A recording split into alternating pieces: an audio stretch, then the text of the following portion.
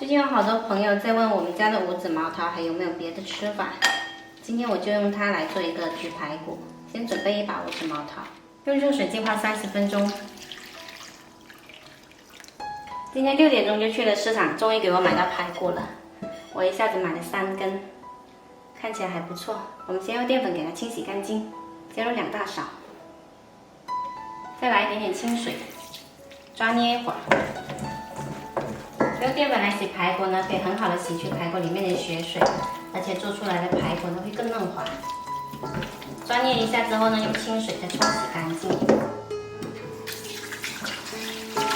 排骨洗干净了之后呢，烧它沥去水分。注意排骨的水分呢不要腌得太干，然后我们来腌制一下，加入蒜片、生抽、蚝油、白酒、盐、白糖跟胡椒粉，然后给它抓匀。腌制30分钟，抓均匀了之后呢，再来一点点食用油锁住水分。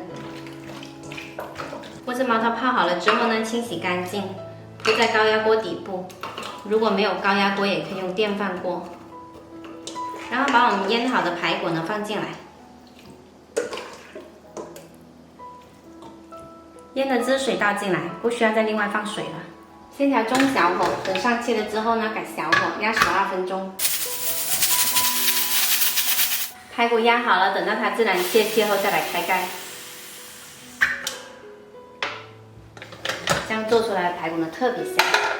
我们来看一下，排骨呢压出来很多水了，所以我刚刚说不需要再加水。如果喜欢吃干一点的话呢，我们就打开盖，再开火给它焗干一些。装盘的时候呢，我们可以用五子毛桃垫底，然后上面摆上排骨。这个排骨呢已经焗得很绵烂了，轻松脱骨。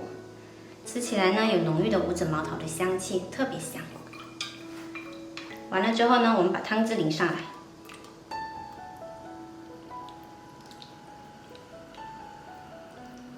简单好吃的五子毛桃焗排骨就做好啦！趁着猪肉价便宜，赶紧做起来吧！